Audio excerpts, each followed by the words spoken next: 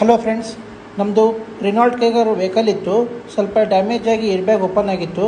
Hubli service centre ತೊಗೊಂಡು ಹೋದೆ ನಾನು. ಅಲ್ಲೇನಂದ್ರೆ ಅವರು, ಇದು ನೀವು ಏರ್ ಬ್ಯಾಗ್ ಓಪನ್ ಆಗಿದೆ, ನೀವು ಇನ್ಶೂರೆನ್ಸ್ ಕ್ಲೇಮ್ ಮಾಡಬೇಕು, ನಾವು ಮಾಡಿಕೊಡ್ತೀವಿ, ಇನ್ಶೂರೆನ್ಸ್ ಕ್ಲೇಮ್ ಮಾಡ್ಸೋಕ್ಕೆ ಹೇಳ್ರಿ, ಅಪ್ರೂವ್ ಕೊಡ್ಸೋಕ್ಕೆ ಹೇಳ್ರಿ ಅಂತ ಹೇಳಿದ್ರು. ನಮ್ಮದು SBI ಜನರಲ್ ಇನ್ಶೂರೆನ್ಸ್ ಇತ್ತು. ಹಾಗಾಗಿ ಅವ್ರು ಕಸ್ಟಮರ್ ಕೇರಿಗೆ ಕಾಲ್ ಮಾಡಿ ನಾನು ಅಲ್ಲಿ ಅವ್ರ ಸರ್ವೈವರಿಗೆ ಕಳಿಸ್ಕೊಟ್ರು ಹುಬ್ಳಿ ಸರ್ವಿಸ್ ಸೆಂಟರಿಗೆ.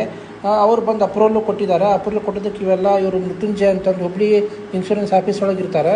ಹಂಗಾಗಿ ಇವರು ಇನ್ನೊಬ್ಬರು ಮಹೇಶ್ ಅವರು ಅಂತ ಅವರು insurance office ಒಳಗಿರ್ತಾರೆ.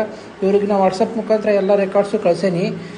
RC documents, insurance policy, ಆಮೇಲೆ ಆಧಾರ್ ಕಾರ್ಡು, ಪಾನ್ ಕಾರ್ಡು ಎಲ್ಲ ಕಳಿಸಿದೆ. ಆಮೇಲೆ ಈ ಥರ ಫಾರ್ಮು ಕೇಳಿದ್ರೆ ಅದಕ್ಕೋಸ್ಕರ ನಿಮ್ಮದು ಡ್ಯಾಮೇಜ್ ಆದ ಕಾರು ಅಂತೆಲ್ಲ ಕೇಳಿದ್ರೆಲ್ಲ ಕಳಿಸಿದ್ದೆ ನಾನು. ಇದಾಗಿದ್ದು 4ನೇ ಜುಲೈ.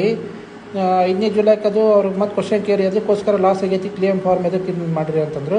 ಈ ಥರ ಡ್ಯಾಮೇಜ್ ಆಗಿತ್ತು ಕಾರ್ ಅಂತ ಅವ್ರಿಗೆಲ್ಲ ಕಳಿಸಿದ್ವಿ. ಅವ್ರು ಅಪ್ರೂವಲ್ ಕೊಟ್ಟರು. ಅಪ್ರೂವಲ್ ಕೊಟ್ಟಿದ್ದಕ್ಕೆ ಇಲ್ಲೇ ಐತಿ 4/7/2024 12:13 ಅಪ್ರೂವಲ್ ಕೊಟ್ಟಾರ ಅವರು. ನಮಗೂ ಹೇಳಾರು, ಆಮೇಲೆ ಸರ್ವಿಸ್ ಸೆಂಟ್ರ್ನವ್ರಿಗೂ ಕಾಲ್ ಮಾಡಿ ಹೇಳಾರ ಅವ್ರ ಕಾರ್ ರಿಪೇರಿ ಮಾಡಿರಿ ಅಂತಂದು. ಅದ್ರ ಪ್ರಕಾರ ಅವರು ನಮ್ಮ ಸರ್ವಿಸ್ ಸೆಂಟ್ರಲ್ಲಿ ಕಾರ್ ರಿಪೇರಿ ಮಾಡಿ ನಮಗೆ ಕಾಲ್ ಮಾಡಿದರು. ಕಾರ್ ರೆಡಿಯಾಗಿದೆ, ತೊಗೊಂಡು ಹೋಗಿ ಬರ್ರಿ ಅಂತ ಅಂದರು. ಹಾಗಾಗಿ ನಾನು ಮುಂದಿನ ವೀಡಿಯೋದಲ್ಲಿ ಮುಂದಿನ ಮ್ಯಾಟ್ರ್ ಹೇಳ್ತೀನಿ, ಸ್ವಲ್ಪ ಕೇಳಿ ಇದು. ಯಾಕಂದರೆ 90 ಸೆಕೆಂಡ್ಸ್ ಅಷ್ಟೇ ಇರೋದು. ಓಕೆ.